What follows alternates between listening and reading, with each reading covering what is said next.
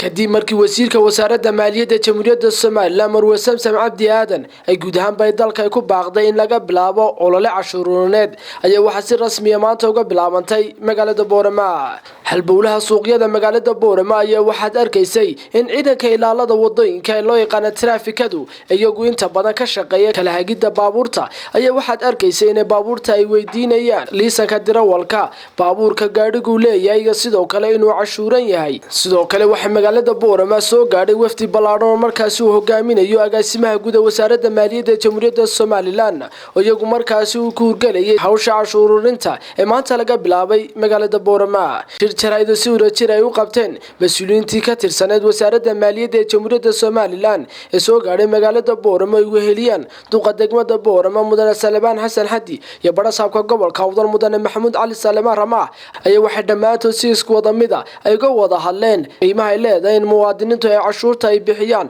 iyagoo arrimahaasi ka hadlayana waxdaladoodii ka mid ahaa waxay wada shaqayntii dhaqaalaha xagga dakhliga kor loogu qaadi lahaa ayuun baa la iskugu yimi maanta in laamaha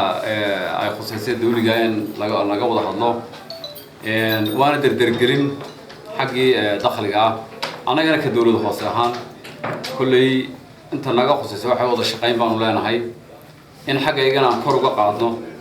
runtii ujeedada aan u nimid halkan waxay tahay anagoo daba joogna baaqi wasiirka wasaaradda maaliyadda Marwe Samsam oo ah in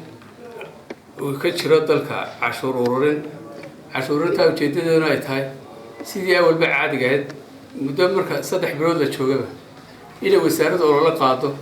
oo ay hubiso wixii ku talagalka miisaaniyadda ahaa ee 3 biloodka haasi mid soo xarooday wixii ka dhiman iyo 3 biloodka kale soo socda sidii hadafkii la qaadi lahaa iyo ku talagalkii la sameyn lahaa kasamaal leedihiin oo kasamaal ku yaala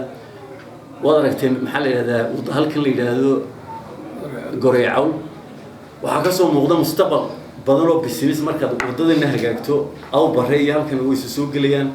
waxa dhici karta in marin kale labaad sida wajaalo kala noqoto halkan yididilo wanaagsan oo xagga markan juqraafi kale halka ku taalo aanu eegno reer Boorama waxa uu soo xagga businesska wax badan baa uga soo kordhayay iyo ganacsiga waxaan leeyahay noqda kuwa tartankan aan ku jiro doonlo gobolka Boorama inaan xusno gobolka Awdal dakhligiisu inuu dakhli wanaagsan yahay waayo meelaha gobolada qaar baan custom lahayn iyadoo waxa leedahay custom waxa leedahay cashuur bari wixii dawladda wasaaradda ku si kabasan waan ku si kabana waxaan intaa u sii laafayaa dadweynaha reer Awdal inaan barlabaad baa ku dirno sida cashuuraha kala duwan oo tiraba gaadiidka cashuuraha laga doonayo 3 qaybood yihiin in 3daa qaybood oo taliye traafikaduna halkan fadhiyo in cashuuraha la xireeyo ololahan cashuurinta ee maanta laga bilaabay magaalada Boorama ee xarunta gobolka Awdal ayaa waxa uu ka dambeeyay kadib markii ay wasiirka wasaaradda maaliyadda jamhuuriyadda Soomaaliland Marwe Samsam Cabdi Aadan ay ku baaqday guud ahaan ba laga bilaabo dalka oo dhan olole cashuureed si markaas kor loo qaado dakhliga dhaqaale ee dalka jamhuuriyadda Soomaaliland waxaana maanta magaalada Boorama ee xarunta gobolka Awdal indhahagu ay qabanayeen in wadooyinka suuqyada magaalada Boorama ay yihiin kuwa camiran iyagoo markaasina si aad ay uga dhax muuqdeen ciidanka ilaalada wadooyinka traafikadu hogaaminayo taliyaha ciidanka traafikada gobolka Awdal Master Axmed Daahir wa Maxamed Xasan Ismaaciil Sharbiare telefishinka madaxa bannaan ee Bulsha TV magaalada Boorama.